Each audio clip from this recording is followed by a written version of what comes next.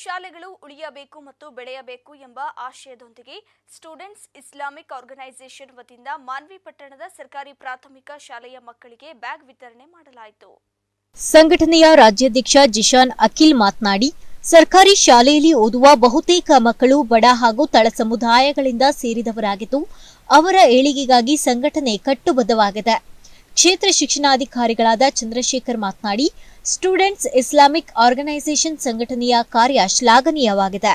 ಕೇವಲ ಸರ್ಕಾರದ ಶ್ರಮದಿಂದ ಸರ್ಕಾರಿ ಶಾಲೆಗಳ ಸಬಲೀಕರಣ ಆಗುವುದಿಲ್ಲ.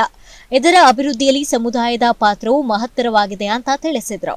ಈ ಎಲ್ಲಾ ಭಾಷೆಗಳನ್ನು ಎಂಟರ್ಟೈನ್ ಮಾಡುವಂತದ್ದು ಶಿಕ್ಷಣದ ವ್ಯವಸ್ಥೆಯ ಅದರ ಕರ್ತವ್ಯ. ಅದರ ನಿಟ್ಟಿನಲ್ಲಿ ಈ ಶಾಲೆಗಳು ಇವತ್ತು ನಡೀತಾ ಇರುವಂತದ್ದು. ಆದ್ದರಿಂದ ಈ ಶಾಲೆಗಳು ಬೆಳಿಬೇಕು ಮತ್ತು ಈ ಕಡೆ ಸಮುದಾಯದ ಗಮನ ಬರಬೇಕು. ಸಮುದಾಯದ ಮುಖಂಡರುಗಳು ಆಗಿರ್ಬೋದು ಅಥವಾ ಸಮುದಾಯದವರಾಗಿರ್ಬೋದು ಈ ಸರ್ಕಾರಿ ಶಾಲೆಗಳ ಕಡೆಗೆ ಗಮನ ಕೊಡಬೇಕಾಗ್ತದೆ. ಸರ್ಕಾರ ಎಷ್ಟು ಇದ್ರ ಬಗ್ಗೆ ಕಾಳಜಿ ವಹಿಸ್ತದೋ ಅಷ್ಟೇ ಒಂದು ಸಮುದಾಯದಲ್ಲಿ ಕಾಳಜಿ ಇದ್ದಾಗ ಮಾತ್ರ ಈ ಶಾಲೆಗಳು ಇವತ್ತು ಉಳಿಲಿಕ್ಕೆ ಸಾಧ್ಯ ಆಗಿದೆ. ಇವತ್ತು ಖಾಸಗಿ ಶಾಲೆಗಳ ಖಾಸಗಿ ಶಾಲೆಗಳು ಜೋರಾಗಿ ಇವತ್ತು ಸಮುದಾಯದಲ್ಲಿ ಸಮಾಜದಲ್ಲಿ ಬೆಳೀತಾ ಇರುವಾಗ ಯಾಕೆ ಸರ್ಕಾರಿ ಶಾಲೆಗಳು ಹಿಂದುಳಿದಿವೆ ಅಂತೇಳಿ ನಾವು ಇವತ್ತು ಯೋಚನೆ ಮಾಡಬೇಕಾಗ್ತದೆ.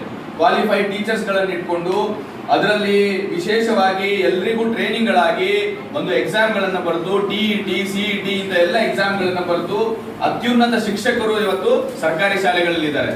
ಯಾವುದೋ ಒಂದು ಸಣ್ಣ ಪುಟ್ಟ ಶಿಕ್ಷಕರು ಇವತ್ತು ಖಾಸಗಿ ಶಾಲೆಗಳಲ್ಲಿದ್ದಾರೆ. ಇದರ ಮಧ್ಯೆಯೂ ಸಹ ಇಷ್ಟೆಲ್ಲ ಸರ್ಕಾರ ಇಷ್ಟೆಲ್ಲ ಸವಲತ್ತುಗಳನ್ನು ಕೊಡುವಾಗಲೂ ಸಹ ನಾವು ಇವತ್ತು ಸರ್ಕಾರಿ ಶಾಲೆಗಳನ್ನು ಬೆಳೆಸಬೇಕಾಗಿದೆ. ಅದರ ಜೊತೆಗೆ ನಾವು ಇವತ್ತು ಕೈ ಜೋಡಿಸಬೇಕಾಗಿದೆ ಅಂತ ಕೆಲಸವನ್ನು ಒಂದು ವಿದ್ಯಾರ್ಥಿ ಸಂಘಟನೆಯಾಗಿ ಇವತ್ತು ಎಸ್ಐಯು ಮಾಡ್ತಾ ಇದೆ. ಇದಕ್ಕಿಂತ ಶಫೀಕ್ ಹುಸೇನ್, ಅಮೋಕ್ ಟಿವಿ, ಮಾನ್ವಿ.